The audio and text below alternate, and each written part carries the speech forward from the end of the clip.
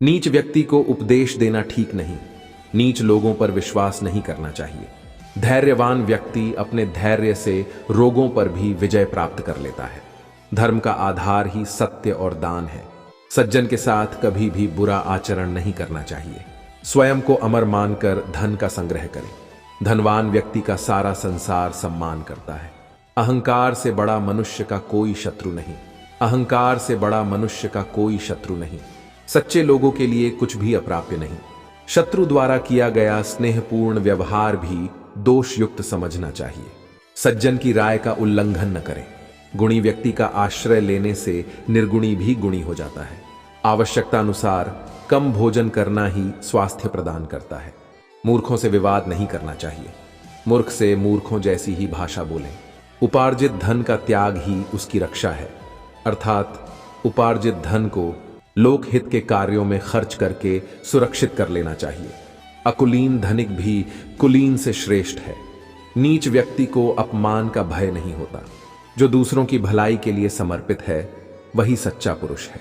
शास्त्रों के ज्ञान से इंद्रियों को वश में किया जा सकता है। मर्यादा का कभी उल्लंघन न करें। विद्वान और प्रबुद्ध व्यक्ति समाज के रत्न है। मूर्ख व्यक्ति को अपने दोष दिखाई नहीं देते, उसे दूसरे के दोष ही दिखाई देते हैं। बुद्धिमान व्यक्ति को मूर्ख, मित्र, गुरु और अपने प्रियजनों से विवाद नहीं करना चाहिए।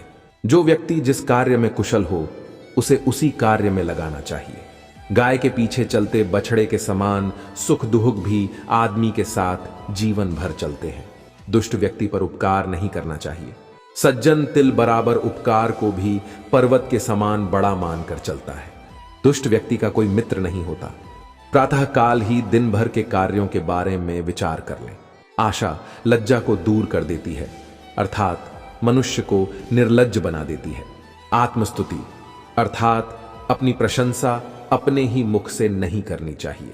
अपने से अधिक शक्तिशाली और समान बल वाले से शत्रुता न करें। अज्ञानी व्यक्ति के कार्य को बहुत अधिक महत्व नहीं देना चाहिए।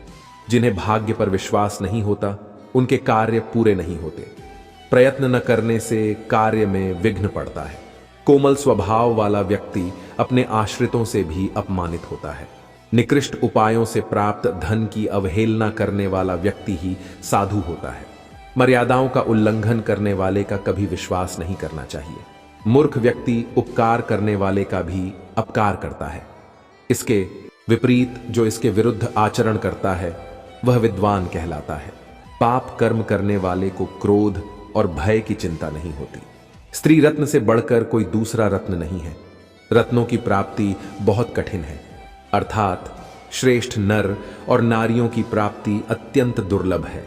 बिना प्रयत्न किए धन प्राप्ति की इच्छा करना बालू में से तेल निकालने के समान है। रथियेक अवस्था में सर्वप्रथम माता का भरण पोषण करना चाहिए। जो कुलीन न होकर भी विनीत है वह श्रेष्ठ कुलीनों से भी बढ़कर है। याचकों का अपमान अथवा उपेक्षा नहीं करनी चाहिए। दुर्जन व्यक्ति के साथ अपने भाग्य को नहीं जोड़ना चाहिए। सदाचार से मनुष्य का यश और आयु दोनों बढ़ती है। पुरुष के लिए कल्याण का मार्ग अपनाना ही उसके लिए जीवन शक्ति है। कठिन कार्य करवा लेने के उपरांत भी नीच व्यक्ति कार्य करवाने वाले का अपमान ही करता है। उन्नति और अवनति दोनों ही अपनी वाणी के अधीन है। झूठे अथवा दुर्वचन लंबे समय तक स्मरण रहते हैं। सत्संग से स्वर्ग में रहने का सुख मिलता है। श्रेष्ठ व्यक्ति अपने समान ही दूसरों को मानता है। धार्मिक अनुष्ठानों में स्वामी को ही श्रेय देना चाहिए। मनुष्य के चेहरे पर आए भावों को देवता भी छिपाने में अशक्त होते हैं। अपनी सेवा से स्वामी की कृपा पाना सेवकों का धर्म है। अपने तथा अन्य लोगों के बिगड़े कार्यों का स्वयं निरीक्षण करना चाहिए। जब कार्यों की अधिकता हो तब उस कार्य को पहले करें जिससे अधिक फल प्राप्त होता है। क्षमाशील व्यक्ति का तप बढ़ता रहता है। बल प्रयोग के स्थान पर क्षमा करना अधिक प्रशंसनीय होता है। क्षमा करने वाला अपने सारे काम आसानी से कर लेता है। श्रेष्ठ और सुहृदय जन अपने आश्रित के दुख को अपना ही दुख समझते हैं। बुद्धिहीन व्यक्ति पिशाच अर्थात दुष्ट के सिवाय कुछ नहीं है। पुत्र की प्रशंसा नहीं करनी चाहिए। सेवकों को अपने स्वामी का गुणगान करना चाहिए। शत्रु का पुत्र यदि मित्र है तो उसकी रक्षा करनी चाहिए। सुख और दुख में समान रूप से सहायक होना चाहिए।